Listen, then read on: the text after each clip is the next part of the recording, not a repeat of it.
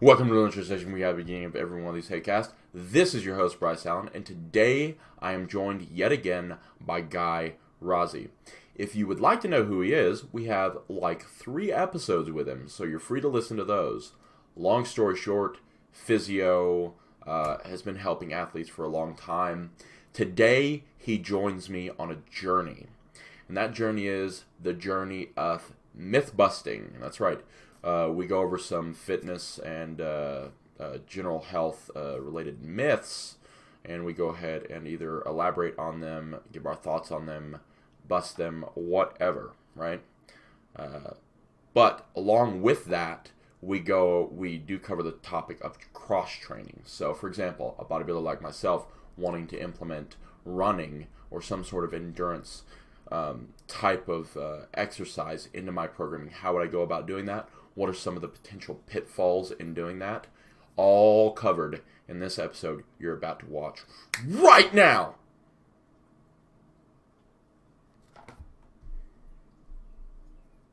That was way too hyped for this show. Enjoy the show.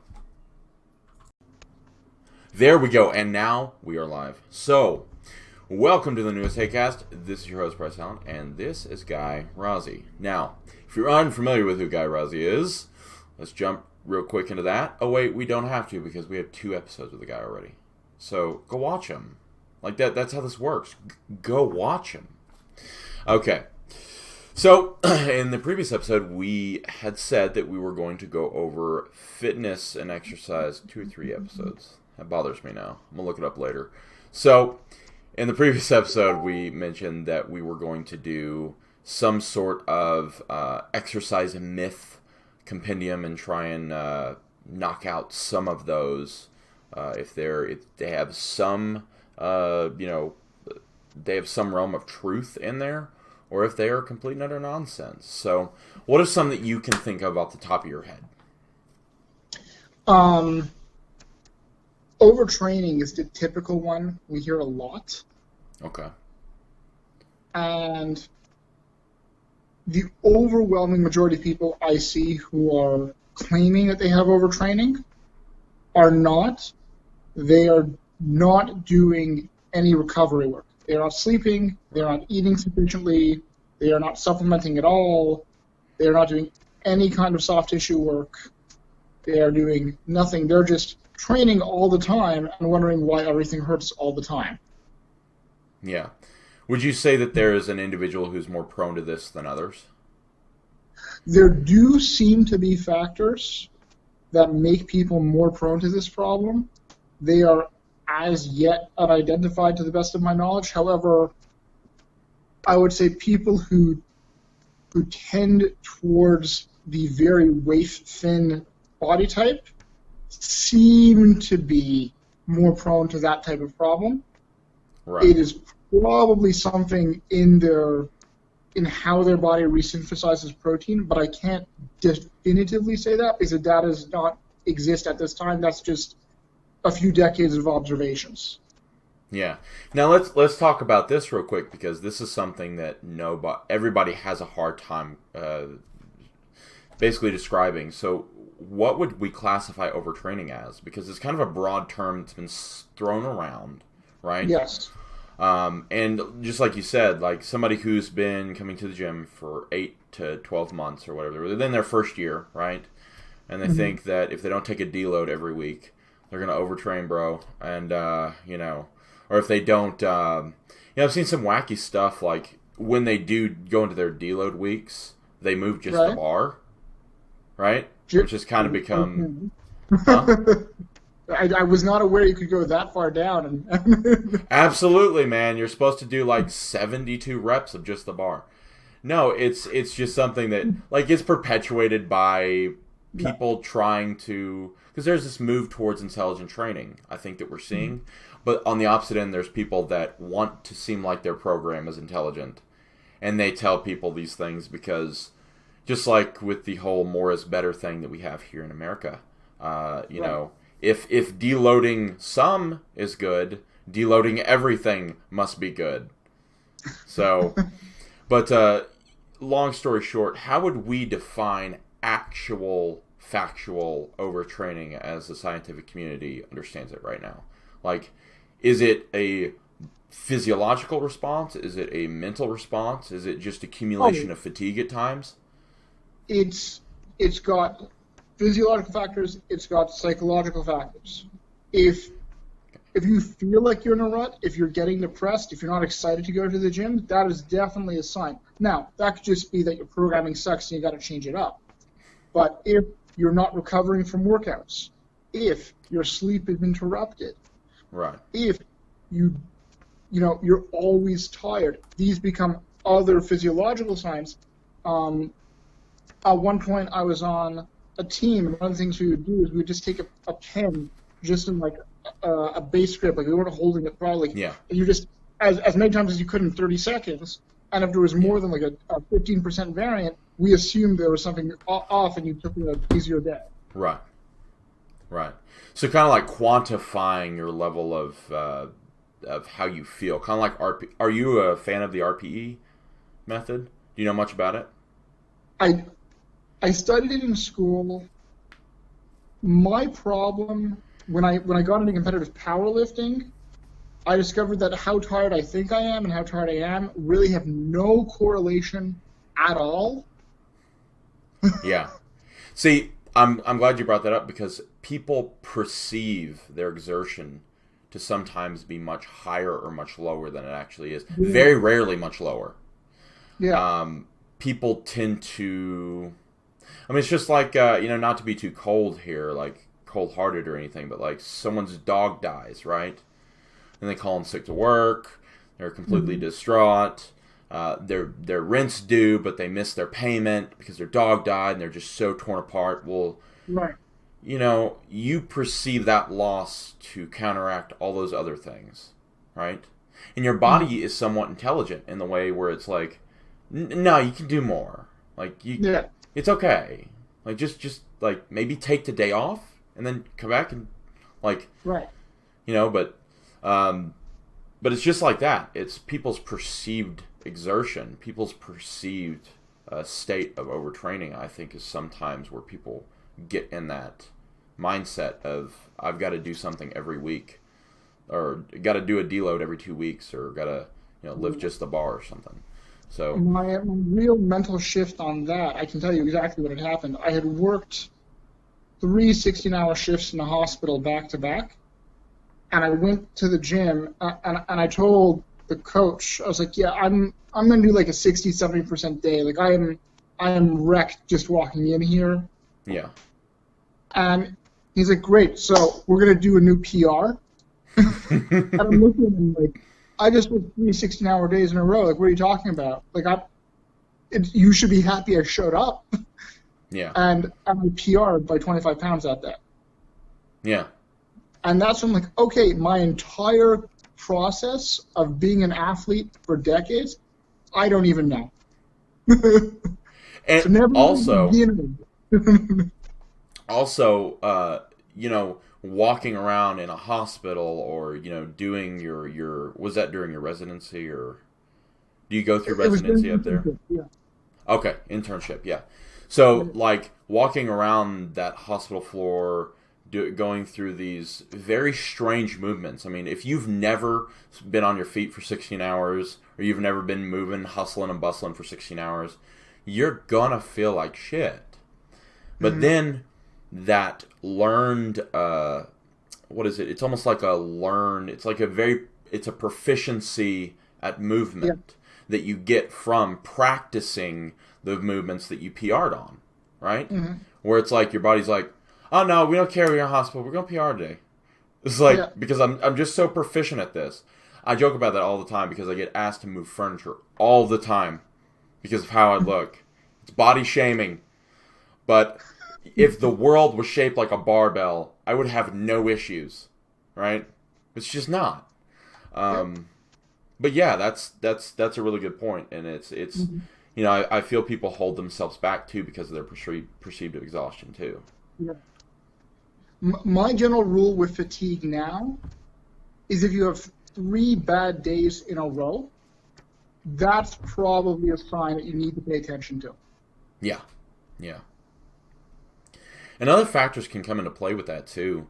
You know, when you're dieting, your levels of fatigue actually play a little bit of trickery, because when you first go into your diet, everything feels hard, right? Yes. Some people who do keto get keto flu, you know, all that stuff. But people who do regular diets and just caloric restriction also get some sort of the same downward shooting energy. And then there's this point in the diet where you sit there and you get the stride. Like, your body's like, okay, you know what? This isn't killing me. Okay. It's almost like this battle that you go back and forth with. Mm-hmm. And then from that moment on, your perceived exhaustion is much less than it was the week before. Right. So you really got to be in tune. And if you haven't hired a coach, if you are serious about actually doing stuff competitively, I would suggest that everybody look into that, or at least work with somebody, right? Because I've had some training partners that have pushed me, said, hey, asshole, you're going too heavy, or hey, you know, this isn't part of the program. Yeah, but I like to do extra curls. No. You know? But have you run into any, like, really bad cases of overtraining? Yes, but not in the young athlete national, international level. That I find, at least in Canada, we have very well-structured programs and our athletes are pretty well protected. They have to really be going against their coaches to get really far on that. Where I find it really happens is we get the 40 to 50-year-old guys who are doing marathon, triathlon, Spartan Beast, and they're in enough shape to kind of get away with it, but you add one or two extra stressors to their body, and it's just enough that, you know, you're not 18 anymore now, and everything starts to fall apart. Just ask anyone. By the way, guys, if you are thinking about running a half marathon, ask your really close friends if you're going to run a marathon, Spartan race, anything like that that's really tough and grueling, because they are. Have you ever been in one? Me? No. No, I sit in a tent and I tape knees. Okay. Yeah. I was in one. I was in the Warrior Dash when they went to Austin. And it was cool. It's not something that I would say that is like my enjoyment, you know? Mm-hmm. It's like, it's very endurance based. Mm-hmm. And I did not train well for it at all. But ask your friends, okay? Your friends that call you out on your shit, okay? If they say the following, you're going to run a marathon, probably should train first a little bit. Or if they go, you're going to run it, that's impressive. If they're that shocked by what you're doing, probably a good idea to do some training beforehand. But do you see people come into your clinic with like race-related injuries a lot and stuff like that? That is all we are going to get this spring and summer. Well, at least it means good for business. Sorry, people who do that. But so overtraining on the other end. Let's not talk about endurance, because what people don't realize is endurance is where it usually happens. Yes. Right? Almost all of the cases of actual and overtraining is not just because I believe in overtraining, but I also think of it more as a accumulation of a bunch of different stressors causing one big gigantic reaction from your body, right? That's the way I classify. So that's why I like to say things like accumulation of fatigue or something like that when it comes to intelligent programming, right? Because I'll be honest with you, there's not many people in this world that can squat for 3 hours straight, right? Right. Without running into some issues. So we're talking about weighted now, not weighted. Calm down. I'm not talking about air squats for the YouTube views. If you're a squat girl out there, we appreciate you, but stop doing fucking air squats for 10 hours, okay? Even if you're doing it for charity, we appreciate your work for charity. We appreciate your booty that you did not build off of air weight squats, but air squats. But like I'm talking like weighted, actual effort put into it, some sort of percentage of 1 rep max, right? Anything over like 50%, and I don't know, man. I honestly don't know. The knee is such a fucking pussy of a joint. It's so bad for most people. But do you see it in the weightlifting side? Very rarely. Okay. Typically, where I would see it in the weightlifting side is you see a little bit in the CrossFit community. Typically, the guys in their first 6 months, where they're repping, they don't know what they're doing, or you're not going to like this one. The other cases that I've seen, and again, it's only a handful because it's a community that is, if you're looking for the information, it's easier to find and it's harder to hurt yourself. But guys who are trying to go down the bodybuilder route, but it's like it's their second year. Like they've gone through that first year, but it's typically their second year, and they're trying to really go deep. And their bodies, they don't know how to balance everything yet. They don't understand their own limits. And that I've seen that's a handful of times in my entire practice. It's not often. That doesn't offend me at all, by the way, because trust me, if you're a bodybuilder, the first chest workout you do, like if bodybuilding is your thing, is like all of the variations at once, and you're sitting there not being able to reach your neck. You're like, oh my god, and your chest is just knotting up and locking up, and you're like, why did I do this? And then for some reason you decide, it's Monday again, I want to do it again. Like, that's your first 6 months, right? That's how every first baby bodybuilder starts out. I'm going to hit the inclines, I'm going to hit the declines, I'm going to hit the flat, now I'm going to switch over to dumbbells because it's not the same. Anyway, it's okay. It's okay. You're not going to offend me by that. Bodybuilders have to be some of the most, I hate the word bro science, but like some of the most like campy culture, right? So they have their little camps that they believe in, and then anything outside of that camp is blasphemy, right? Yes. It's like, oh, you don't have a shoulder day all to itself? What's wrong with you, man? You're never going to be a good bodybuilder. You don't train biceps 7 times a week? I don't know what you're doing. You should just get out of the gym. Like, that's how most, like, entry-level bodybuilders. And then you come up to the guys that are all, got their 10 years in, their 12 years or whatever, and they all just do the same shit. It's like, they all get to that end point, Right. Or they end up... 80% of the training will look the same, and the last 15% will be personalized to them. Yeah. So... Like, for instance, shitty shoulders and dips. From doing all the variations of bench press for 10 years. But I digress. Bodybuilding culture in and of itself is somewhat laughable. I love it, but it's you need help. But,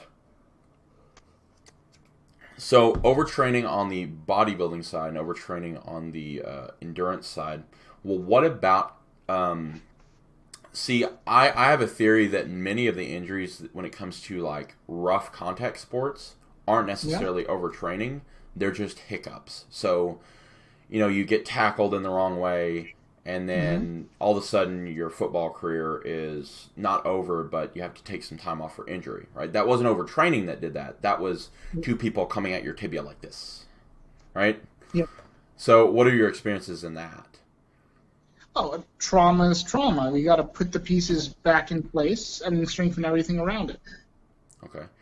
How can somebody, because we've kind of established that we have an idea that overtraining is a thing, right? Mm-hmm. We can say that with yes 100% accuracy.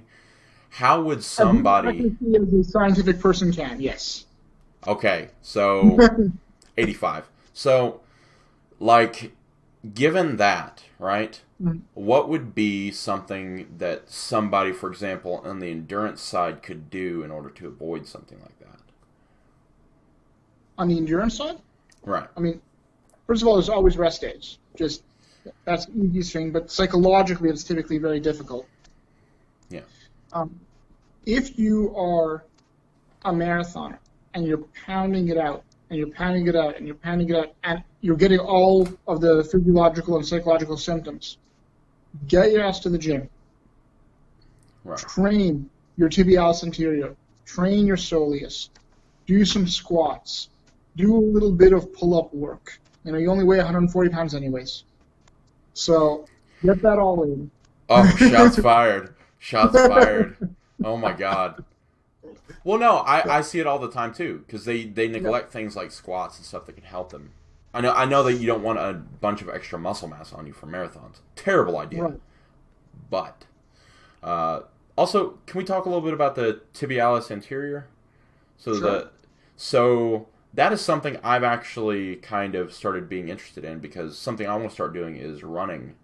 Like, I know bodybuilders and running, I'm going to go catabolic here in 3 seconds, but it's something that, yeah, and that's the next one we're covering, by the way. But, so the tibialis, you know, they used to have machines for them, right? Yes. They used to have those. If you've seen them, they're beautiful. It is literally something you shove your foot into, and then you go, like, it's cool. Yeah. I love vintage workout equipment, by the way. You don't see them around anymore, because you can do pretty much the same thing with bands. Yeah. As well as, you know, cable machines and stuff like that. But how could you see a potential benefit in someone who's not involved in endurance sports training that? Yes. If you are walking, you should train your tibialis anterior sometimes. Sometimes? There's no absolute number. Right. I mean, I train it probably once a month. Okay. Okay. You know, So you don't have to do it all the time unless you have a real problem. If you have a real problem, you got to do it all the time. But it's a muscle, and if you're training your calves, and if you're training your hamstrings, if you're training your quads, it's another muscle in your legs. right. Now, how because I know there's certain things, certain little hiccups that happen over time. For example, somebody trains bench, squat, and deadlift, and they just forgo all the isolation movements because you're meat and potatoes, man. You don't need anything else. You're never going to need anything else. You're going to be like Louis Simmons. Don't worry about it. Like, even though he does a lot of isolation. You know, they train those things, and then all of a sudden they have weak hamstrings, or their hamstrings are insignificant when it comes to their mechanics in the squat because their quads are so overpowered, you know? Right. Or their body leans this way or that way. What would the hiccup be when it comes to neglecting that? What would the likely injury be, or how would I fix it? What would be some of the weaknesses that you would see by neglecting the tibia? Oh, ankle and knee sprains. Very typically, you'll see inside meniscus tears, medial meniscus tears. Very typically. All I hear is surgery. That's if it gets bad, yeah. We don't do it typically anymore. Okay. Typically, it's about 10 weeks of rehab exercises, and you can get back to it. Okay. Very bad cases are still surgical, but it is possible, yeah. Okay. Well, I know things that I'm going to start writing down. But hey, we all fall prey to it. But let's go over the cardio kills your gains. So Okay. the typical bodybuilder, powerlifter, all that stuff, cardio is Spanish. We've all seen the memes, right? Yes. So cardio specifically and muscle mass or strength. What are the effects, and does it make you a $120 again? Long, slow distance cardio will help your recovery. Sprinting will increase your aerobic and anaerobic capacities.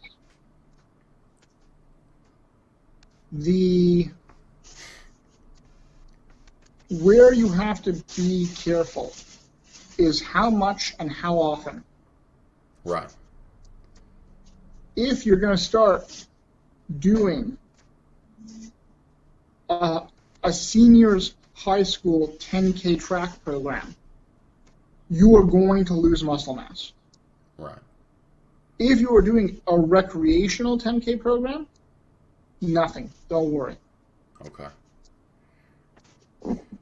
How, like, I know there are different benefits to the different forms of cardio, okay? And something else you didn't go over is the food issue. Because people don't, so relatively, right? So you burn relatively a low amount of calories by your traditional weightlifting exercises, right? Yes. You have to think about duration. You have to think about time under tension, because the longer you're under the bar, the more calories you burn, yada, yada, yada.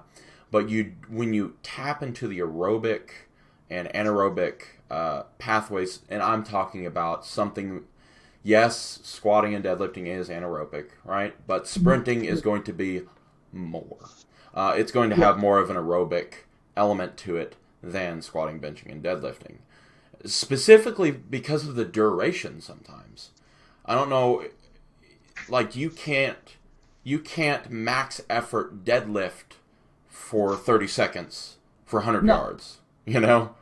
Or whatever, I may be slow. So, but my shitty cardio, like, I'm in America, man. I'm good walking upstairs, okay? But you have to eat for your cardio if it's something you really want to include. Yeah. Yeah. Because just like sleeping enough is important, just like, and we're going to go over some sleep myths next. So you have to eat to fuel your cardio. That does not mean 1,000 extra calories a day. Yeah. Right? That doesn't mean dirty bulk it. That means, like, if you go for like a half-mile run, there's 200 extra calories, right? Or like an extra cup or two of oatmeal, right? Or half a cup of, or 1 cup of half a cup to a cup. I got the measurements there. But I think that if people were to put importance in actually training the aerobic capacity, people would be healthier as well. Yes. That's why, personally, I like to periodize or train in blocks different aerobic activities. So I'll run hills or I'll run stairs for like 8 weeks. And then I'll do, your traditional bodybuilder. I'm never doing cardio, man. Just going to slow walk all the time on the incline. I'll do that for a while. Then I'll hop on the elliptical for the next 8 weeks. I'll switch it up so that it's your body's never through the same plane of motion. A lot of things, also you can speak onto this too. A lot of the injuries when it comes to endurance come from repetitive use. Yes. So how big of a percentage would you say that would be? Oh, wow. 40 to 50% of what I see. I don't know the official stats on that. I haven't looked it up, but 40 to 50% of what I see is overuse / weakness. Right. Now, what's interesting too is you can have a weakness brought on by overuse too, which is something that's commonly talked about in the powerlifting community. But man, I looked it up and like I was doing my Googling, and because I'm trying to have like a running program so I can actually run with my dogs, which is something cool. Everybody should be like, if they have animals or dogs, you should be going to the park and running with them. It's a beautiful thing, man in nature. But it's something I've been interested in, and the only thing that I can find seems to be these literal shit blog posts about maybe you should stretch your calves, and then like absolute garbage. It's like 4 exercises of these, by the way, women that don't work out, right? Doing these nonsensical stretches, right? That have nothing to do with, and I mean, I've talked to endurance, like actual like half marathon, half Ironman athletes, And they said the tibialis thing is really, really important when it comes to surviving the pound, right? So Right. surviving the shock. If you're going to be doing that much, you're going to need it. Yeah. I don't believe cardio kills your gains in moderation. I think that... It can't. Yeah, let's talk a little bit about that. So what people concentrate on, right, is the energy expenditure, right? Yes. What people concentrate on is glycogen and glycogen depletion, right? They think that, oh, well, I'm going to look smaller because all my glycogen is depleted. Oh, it's like, it doesn't happen that fast, right? You don't shrivel down to nothing fast. But I think everybody should be doing a little bit of... Huh? You can fast for 3 days and deplete all the glycogen out of your body. And you can do an easy 5K training program. Yeah. You will not lose any muscle over that time period. Yeah. Now, if you're going to not eat for weeks on end and hike over mountains because you are running from something, yes, you will shrivel down. But the mechanism that starts that process of protein wasting is typically between 15 and 21 days of physiological stress of that level. Right. So as long as you are eating correctly and sleeping correctly and you are programming intelligently your running and weight training, right, you will never get to that first 15-day window. You will never be that hard into it where you have, your body's like, oh, I have to start wasting the muscles. Yeah. Absolutely. And also, people have been fasting forever. And yeah, there's some jacked dudes who fast. Well, jacked people, you know? I mean, for example, half of the people in, you know, other countries that do it for religious reasons, that, you know, I know Ramadan's coming up or past or whatever. I feel like a bad person for not keeping up with that, but I'm American, so I keep up with pop culture news. I still feel bad. But I'm not eating on camera, so that's important. By the way, Ninja did that, so he didn't eat on camera in respect to Ramadan, so good on him. But I just... This muscle wasting thing, people are afraid of losing any appreciable amount of muscle mass. Right. Can you speak a little bit about that? Because people are afraid of it when they diet, too. You know? Yeah. I mean, it's just the level of extremes you have to go to lose anything appreciable is so insane people don't understand. I have had people ask me legitimately, and I was quite surprised, would I look like a concentration camp victim? And I'm like, are you going to do hard labor 12 hours a day, 6 days a week on 800 calories for years? Because then, yeah. But if you're going to eat 800 calories and do 12 hours of labor 6 days a week, we have to have other kinds of conversations. Like maybe someone has to go rescue you. You know? Yeah. See, I've been on both ends. I have both gained muscle mass, dieted, and then I've also lost muscle mass when I've dieted.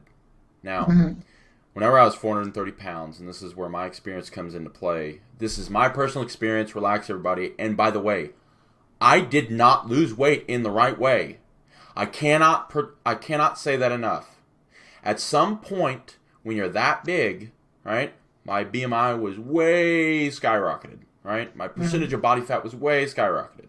I was pre-diabetic, all this stuff. It took drastic changes to make a change. And I'm the type of person that goes full bore nothing. And I went full bore according to the fitness information that I had available, which is eat less, lose more weight.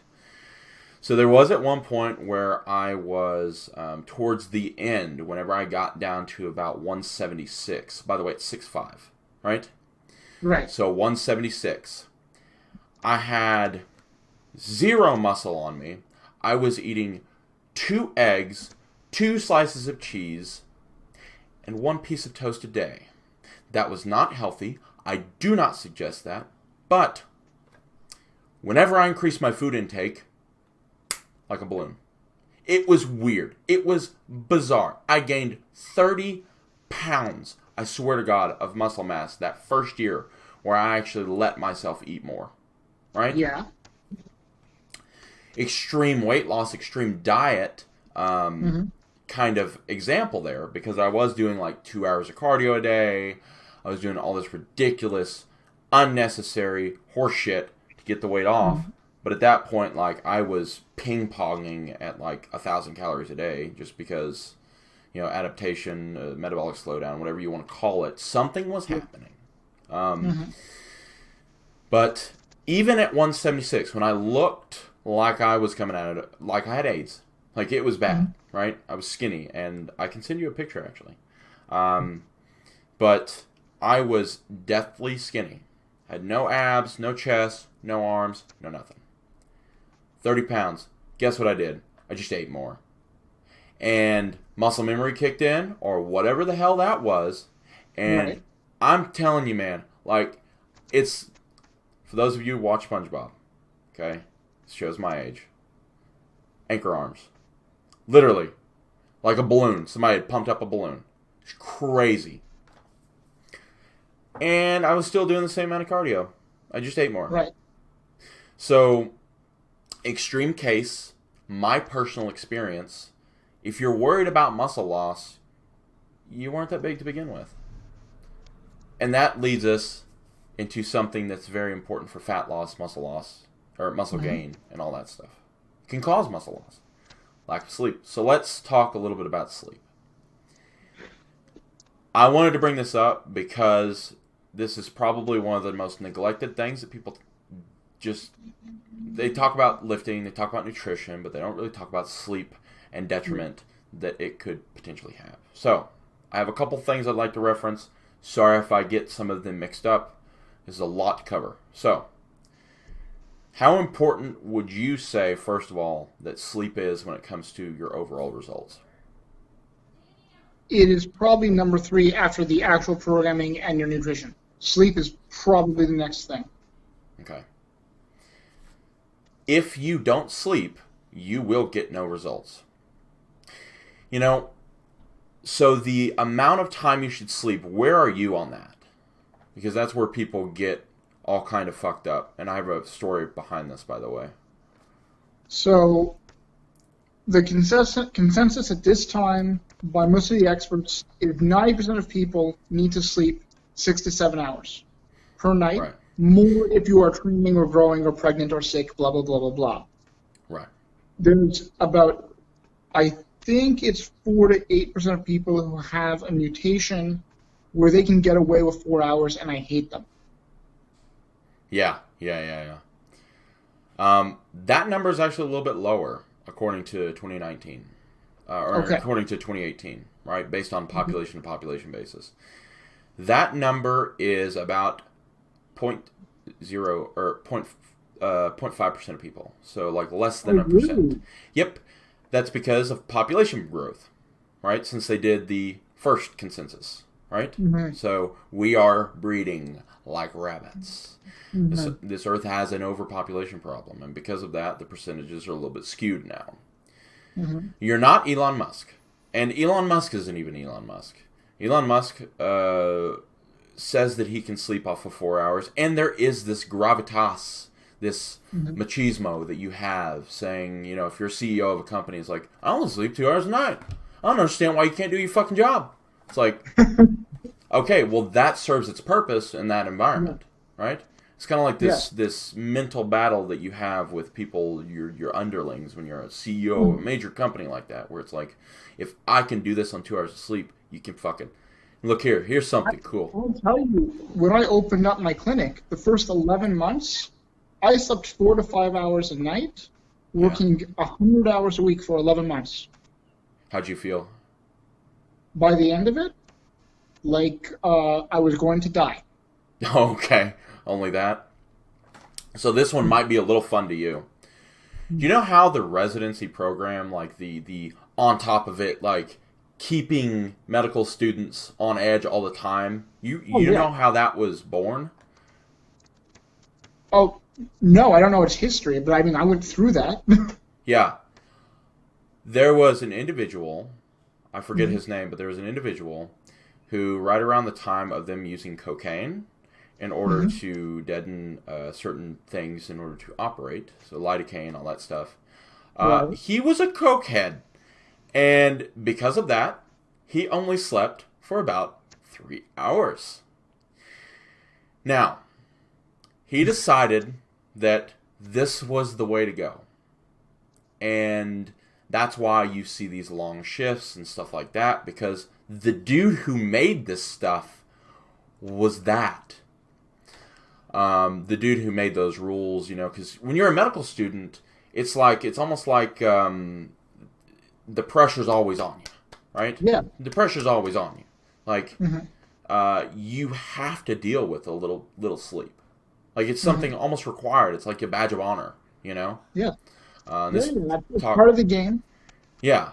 But that was literally because some doctor way back in the day was like abusing cocaine, and he was like, "Well, I don't sleep much. What the fuck's wrong with you? Keep up with me." It's like, well, no. Interesting little side tangent there, but Mhm. um, the consensus seems to be, like you said, like it's anywhere from 6 to 8 hours. Um, I would highly suggest anyone who does not get enough sleep um, to download something called Sleep Cycle. It is a free application that you can use on your phone, which, by the way, is probably not conducive to good sleep, but I'm a tech guy, so all the blue light all the time. So, as you can see here, this was last night for me. There's my sleep cycles. I had a pretty Mhm. restless night last night. It's pretty bad. That's me on a normal basis because I am a nervous wreck. But this thing has a microphone, and you can set it up so that it ignores fans and all this stuff. So it basically tells you your quality of sleep. Okay. If you have a hard time quantifying your quality of sleep, you might need a little bit less, you might need a little bit more. This app, Sleep Cycles is the name of it. Again, I'll do a shameless plug. No, they're not sponsoring us. Although if you're listening, help it play it out. But it is something you can use to quantify your quality of sleep. Definitely. People got upset, and I saw this over and over again. Business Insider, you trash people. Listen here. They posted this like, some people only need 4 hours of sleep, but it's detrimental to your health, right? Mhm. And they listed like, impaired neurological function, impaired cognition, all this other stuff. Like, it's Mhm. really bad, like increased heart attack rate, increased diabetes, Mhm. increased glucose intolerance, and stuff like that. Yeah. Yeah, It spikes your cortisol. It gives you diabetes. All of this.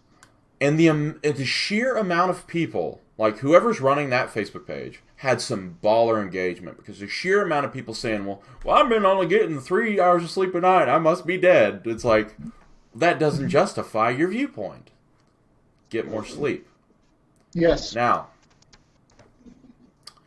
I think we've covered that because I really wanted to hammer that into people's head. Like, they should Mhm. prioritize sleep if you're a serious athlete or if you're serious about your results.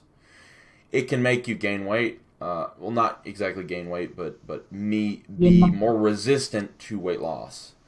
Yes. It can make you more resistant to muscle gain as well. Mhm. Literally If all of the... Go ahead. if you are training 15 to 20 hours a week and you are competitive and you're doing that kind of a deal, you need to really be sleeping 7.5 to 8.5 hours a night. Yeah. That's really where you need to be at. Yeah. Okay. I think that'll lead us into this next one. Mm-hmm. This one might get a little bit dicey. Are you ready? Okay. Okay.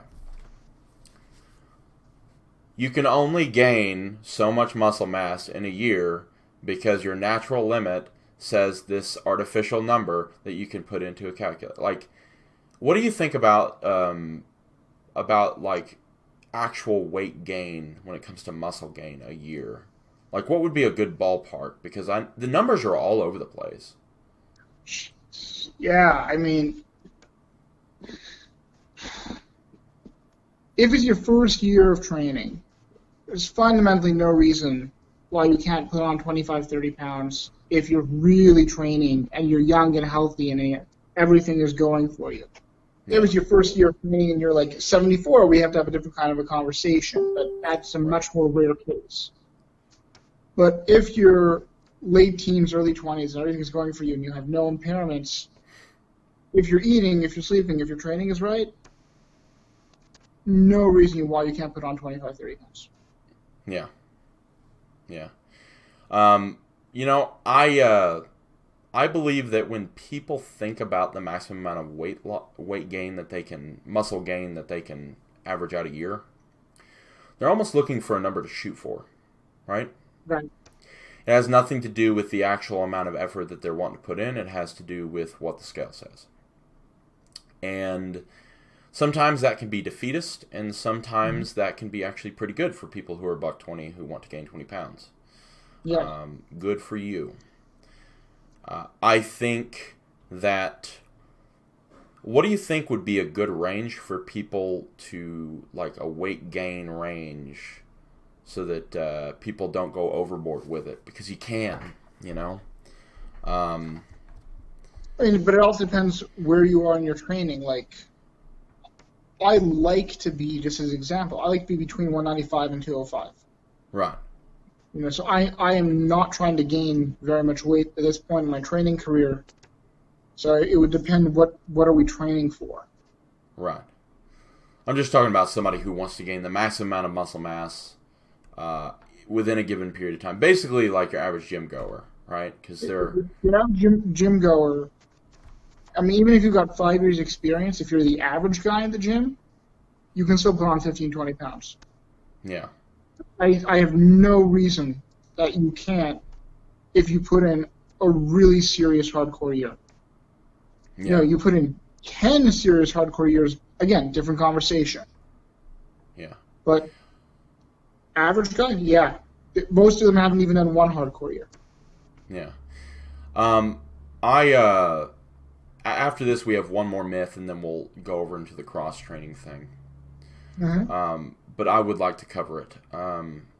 So, one of the common things that I would like to see people use more of, especially if they're a nerd like I am, is a percentage of body weight gained or lost. So, right.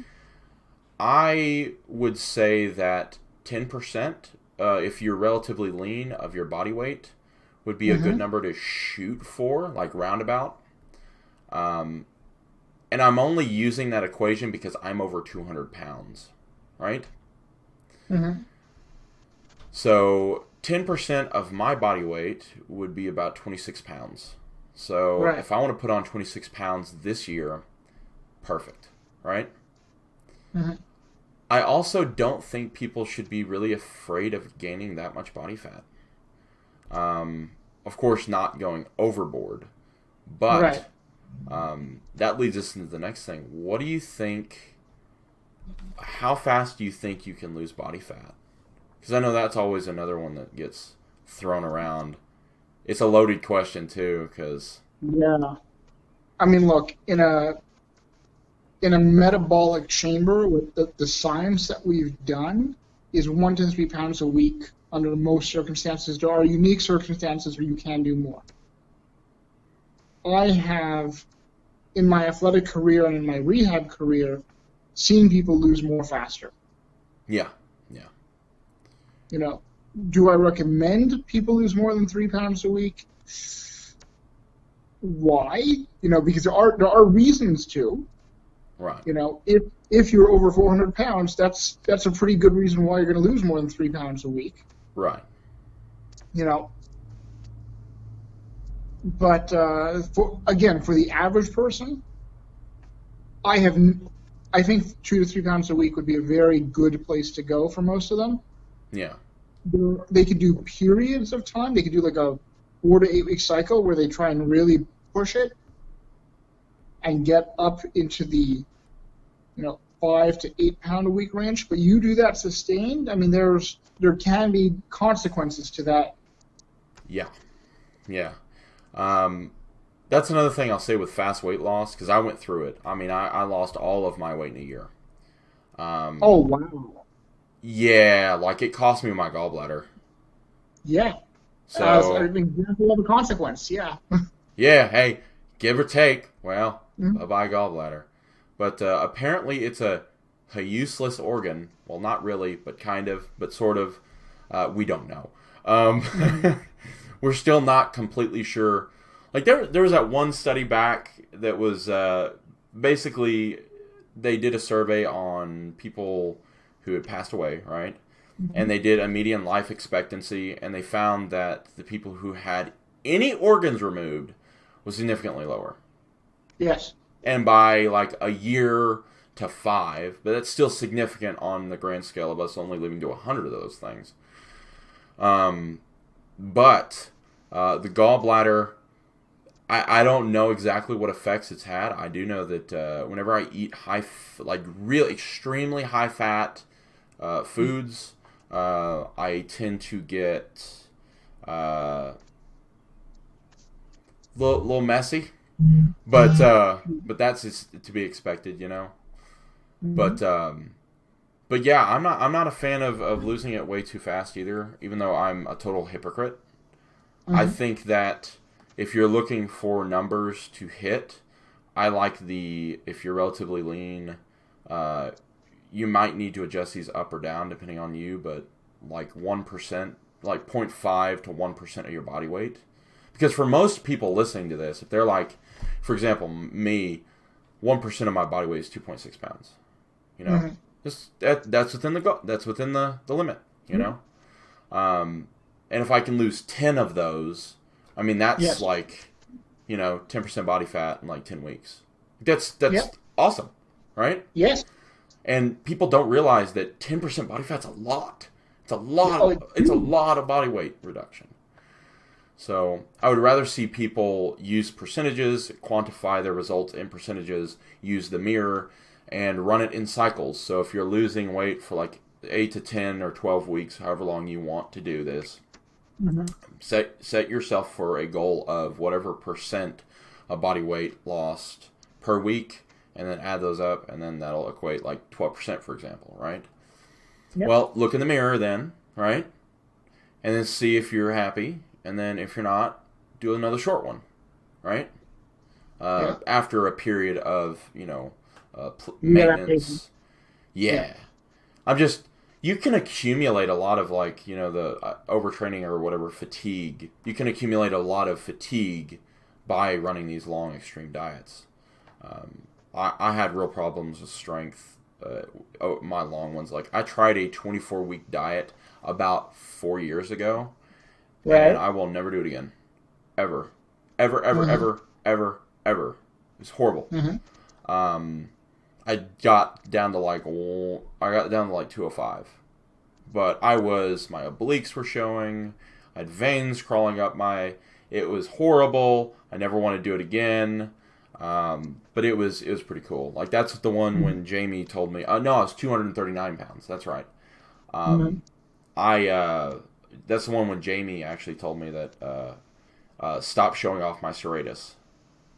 That was him. He was telling me stop showing off my serratus. I'm an asshole. But anyway, but it's one of those things where I mean that's a pretty good range. But I think that covers what I wanted to cover. There's more myths, and we will cover them later if you're going to come back for us. But I Of think we're course. running a little bit long. I kind of got off on a tangent. So let's cover cross training. So for Mhm. those of you who are unaware, cross training is the jack of all trades. It's not specifying in one thing, right? Or having multiple goals at once. For example, my fat ass wants to run. Um, how would somebody implement, like if somebody's in the strength sector, right? Mhm. Powerlifting, bodybuilding, weightlifting, right? How would they Right. go about adding something more athletic? Because let's face it, it's not very athletic, just one rep maxing a deadlift. So, Yeah. how would they go about that? In a perfect world, Right, probably 12 to 20 hours of running instruction on technique, so you learn how to not wreck yourself. right, Make sure that the small little muscles that you need for running, like tibant, like soleus, like your hip flexors, like your abductors. All of these little muscles have sufficient endurance to actually do the activity. All the accessory work that you do for your strength, flush it for your first cycle. Just do your main stuff. Right. You're going to do alternating strength and endurance to try and not overrun the same energy system at the same time. And you're going to have to up your calories and up your sleep. All right, sleep app, here I come. But no, that actually makes sense as to what I was going to do, because I was going to have a period of time where I was going to, of course, do, pull-ups, rows, dips, all those things that bodybuilding, strength, blah, blah, blah, right? But I was going to make sure that my accessories that I use are for my goals at the time. So the way it worked out in my head is, if I wanted to bodybuild and I wanted to make sure that I would drop my volume on my accessories, not completely drop them, but drop the volume by about half, and then add in the accessory work for the running, right? And then of course, I'm going to take your advice and do the instructional, because I do think that that's something that people just ignore. They just YouTube it once, and then they're like, here, okay, well, I know how to run. The other thing is, we run on concrete now. We don't run on dirt the way we're supposed to. Yeah. That's something else. It's like, if you're going to pick up running or sprinting or something like that, make sure that most of your work is not done on concrete. I know that seems weird, because if you want to run a marathon or something, but trust me, it's so hard on your joints, and you got to blame gyms a little bit too, because now are these these self-propelled bikes that's like 20 to 30% harder than on your joints than I mean, they're more, like, they burn more calories or whatever. Like, if you're wanting to do all that stuff, fine, but one of the ones I'm talking about, right? The air. What are your thoughts on those? I mean, you want to do a 1 to 3 minute just burn yourself out? Great. Yeah. You want to actually use it? In 3 years, I'll see you on my table. Yeah, no, I hate those things. Also, by the way, greatest thing in the world, seeing a 6'5" bodybuilder hop on one of those things with the worst balance in the world. It was wonderful. I might have fallen. I did get up though, so that's a plus. But when it comes to other stuff too, because you have people wanting to do all these other things too. For example, if somebody was in the bodybuilding and fit, also, I should say that whenever you're going to do the running thing, if you're wanting to pick up running and you're in the strength sector, do not increase your mileage too fast. Right. You want to make sure that you download either a running app or know streets and stuff like that, so that you can, or places that you can make it to during running, so that you can kind of gradually move out of that range, so that it increases your mileage slowly. Because if you sit there trying to run 5 miles the first time, you're going to fuck yourself up, Yeah. There's an excellent book about this, actually. I believe it was called Complete Human Performance. Yeah. Is that Alex Viada's book? Yes. Yeah. He's a friend of the company. He used to work with us a lot, so. But yeah, I'll go ahead and link that in the description, by the way. Alex, if you're listening, I'll be happy on the podcast. But yeah, we'll go ahead and link that in the description below, so that people can pick it up on Amazon, because I'm sure it's available there or whatever. But let's talk about boxing. So that's kind of come back into vogue, right? That's come back into the limelight for a little bit now. I think because of the popularity of MMA, maybe. Yeah. Maybe because of the Apollo, the Creed movies. I don't know. That's true, yeah. So, I know the training masks have come into vogue. I hate those things. I hate it so much. If you want to use one, just go to Walmart, buy yourself some duct tape, get a straw that you can't buy in New York. Thanks, politics. But get a straw, tape it to your face, and breathe through it. You've experienced a training mask. Congratulations. Also much cheaper. Mm-hmm. So, okay, boxing.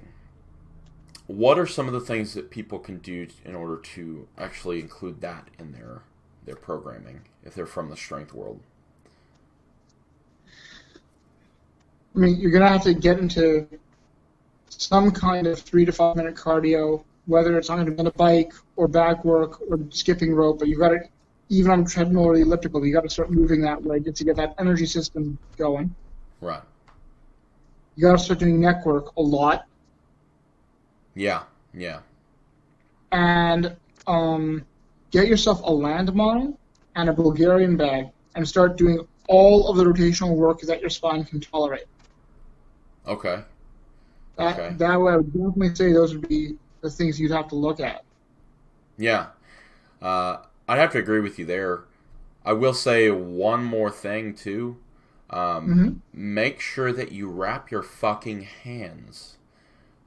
You can't pick up bars if you are bare-knuckling a heavy bag all the time because it makes you feel more manly. Yeah.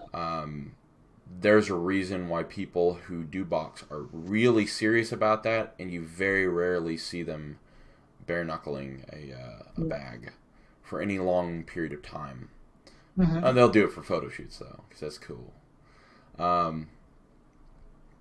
So another thing that's become very, very, very, very, very popular is on the opposite end, people who are into cardio have actually seen the light, right? So people who are into endurance sports have seen the light. How would you say they actually adapt their programming to the strength world? I mean, the theoretical principles would be the same. It would cut your mileage 10 to 15%, increase your calories, increase your sleep, and you're going to start off with the basics. You're going to start off with a coach, 12 to 20 hours. Learn to squat, learn to deadlift, learn to do a decent pull-up, learn to do a press. Right. Once we've got the basics covered, we can start talking about other things that we're going to need, but let's get the basics first. Yeah. And this one might be a weird question, but this has also become vastly popular. How would one completely throw away specification and switch to another sport? So, and you can do this for the strength world and the endurance world too, because what I've noticed is you have a lot of people who were in the endurance sector completely just give up endurance and go completely full bore into strength training, right?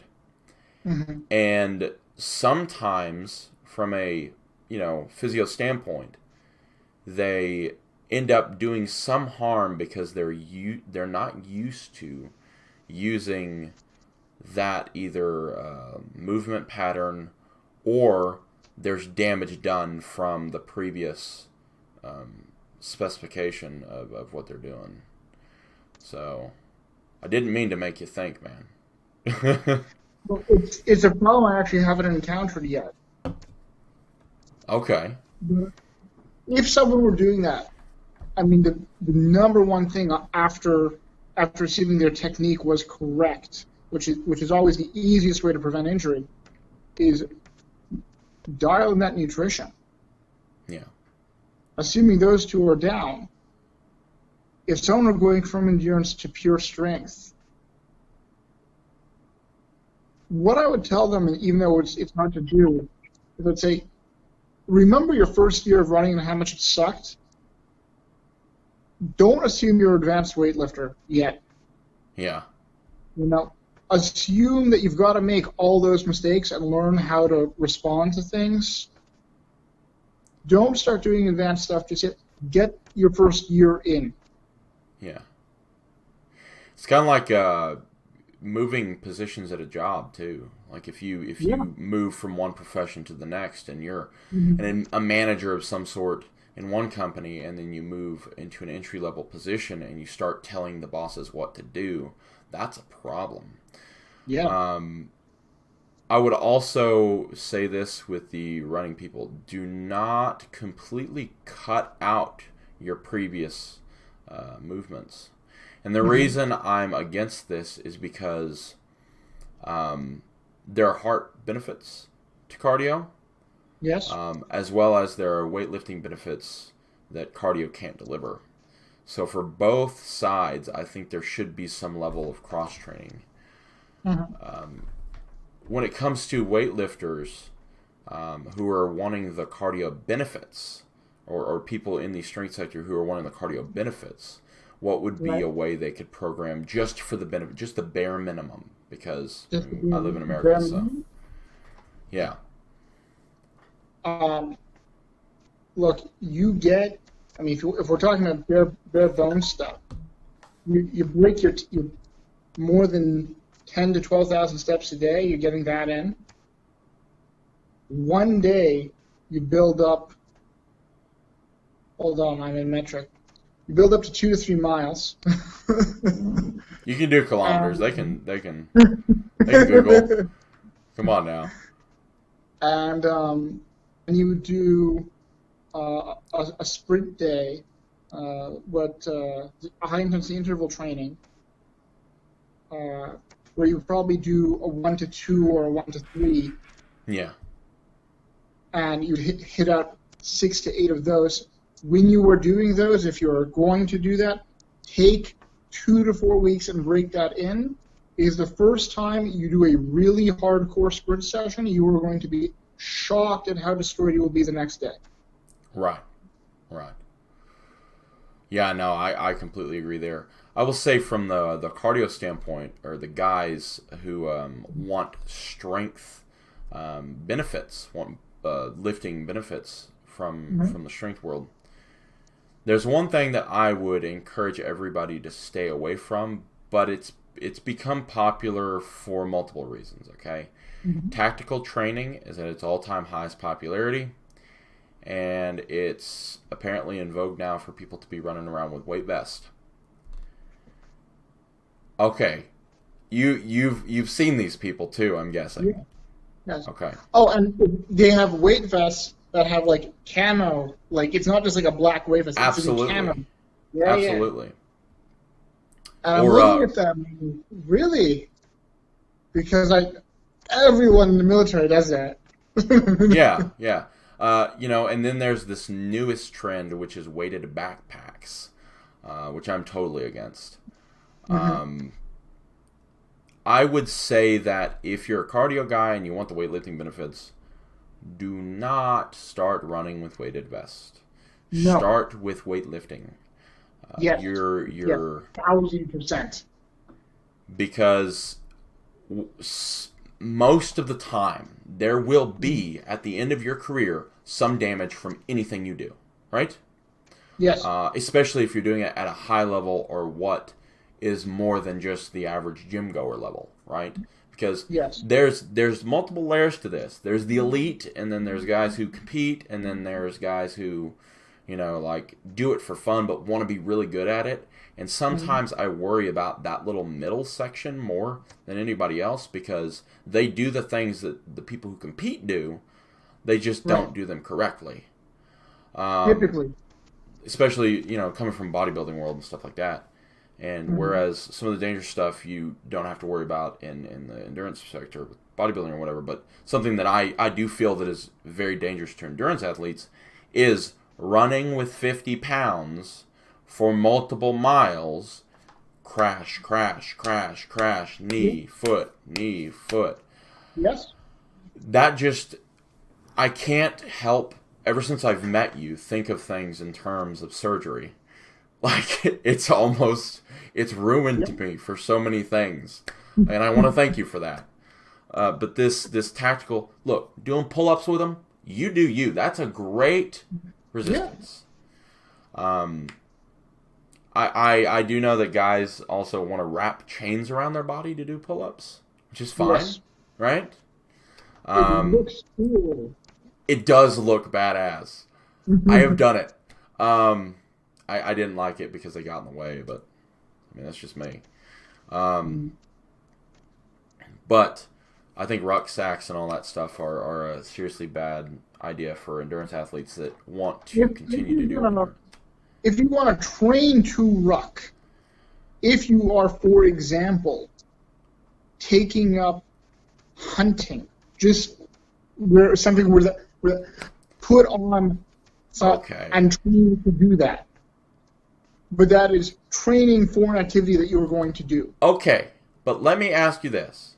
If you are hunting, yes, are you doing a 5K with a 50-pound weight on your back?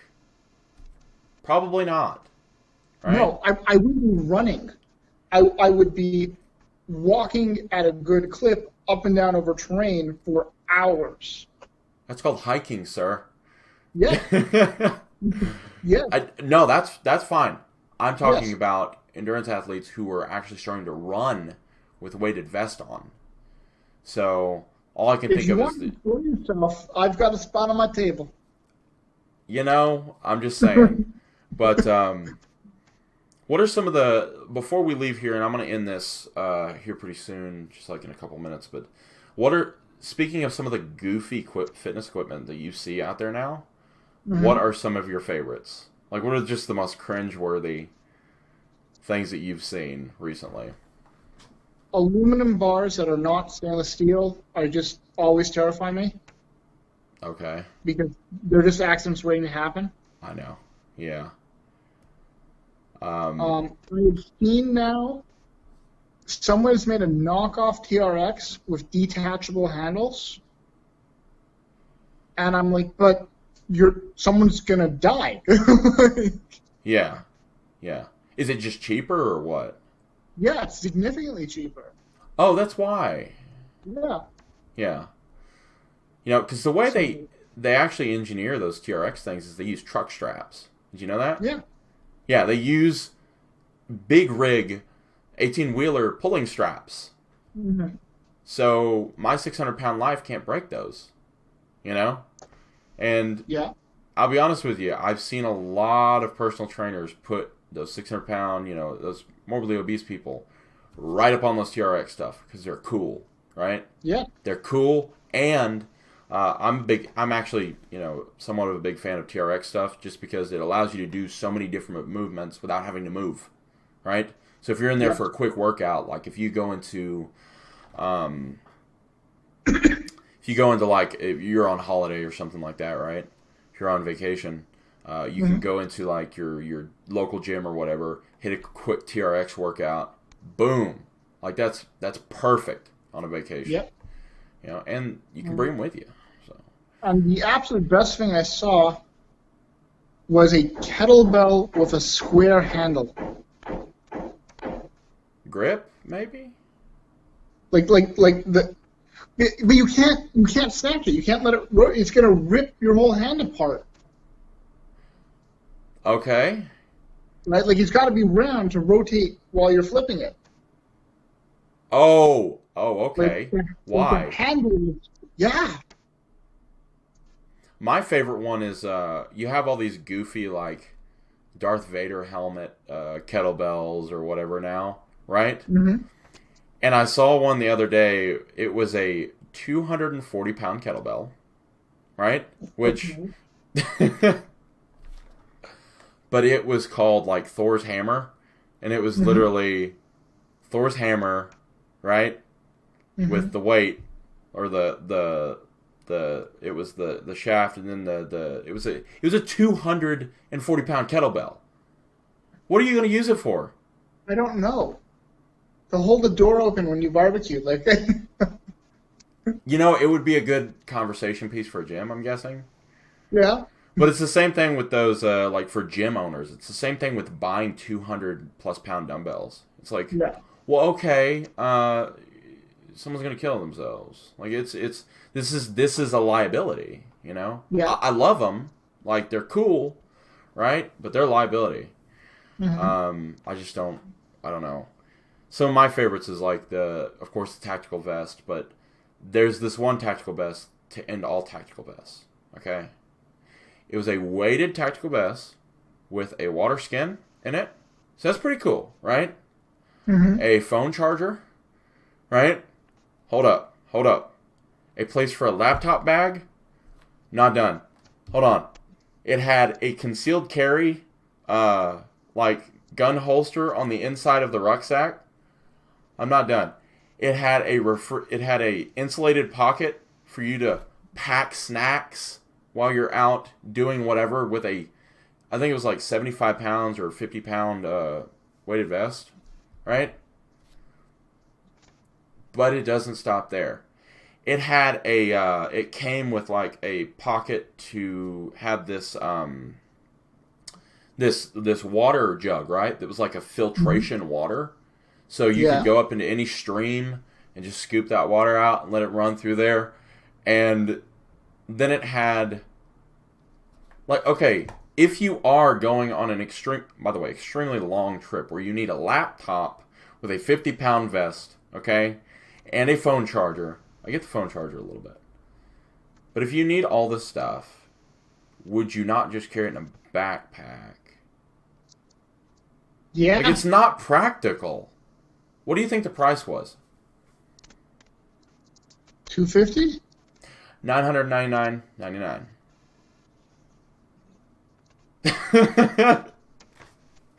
It was double stitched though. It was double stitched though. And they're selling that. Okay, I want everybody to just accept this fact, and we can move on, and we'll end the episode. Okay? Out there is at least one motherfucking person who said, "This is a wise investment." Buy. And that's where we're going to end it. Go ahead and... Where's the subscribe pillow? Oh, it's in the floor. Subscribe then. It'll make it appear again. So, yeah. Go ahead and like this video. If you like this video, go ahead and comment in the comment section below if you've ever bought a $999 tactical vest with laptop holder, because that's a thing. And we will see you in another episode while he sits there puzzled as to why.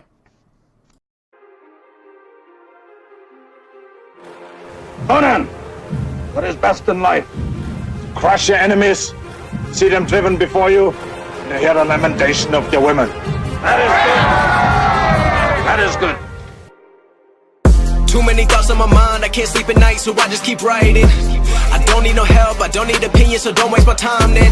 I just been living online, my city don't show me no love and that's fine. Fuck local radio stations, I got more plays than all of these rappers combined. I'm going again, I've been going in, I'm fed up with so many things. I gotta just let it all out, I'm talking about the shit they've been talking about. Telling me I should do this, telling me I should do that. Telling me things about rap. Talking the truth and that stab in my back, they will knock me off track. No, too many things have been building, been hard to deal with, I just been drinking. Remember my moves in the past, I'm wondering what was I thinking.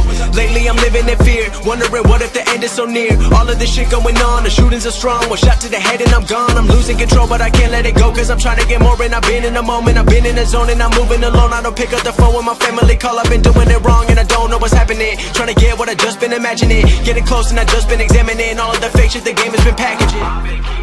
Power pleases you, Crom. So grant me one request. Grant me revenge. And if you do not listen, then the hell with you. I come from a town where most of the people are so close-minded. They go into school and they work in a job but they don't even like it. I won't be put in a box, nobody telling me what I should rock. Nobody telling me what I should drop, cause I do what I want and just know I don't stop. Recording till 4 in the morning, they snoring, I'm pouring my soul into every story. I'm writing, producing, I mix it, I master, I'm building my craft and I'm not looking back. I've been going doing things I wanna do when I want to. Everybody wanna get a win but they not do. Everybody wanna copy you but they not you. Everybody wanna be cool but they not new. Whoa, look how I go, gonna be a dentist, I still got the flow. Never gonna lose cause I'm still doing both. Never gonna lose cause I've been on the road. Come to your state and I'm killing the show. Know that I'm young and I still gotta grow. Know that I'm working the most, know I'm never gonna choke, and I'm looking back down on the people below. I've been keeping real, I've been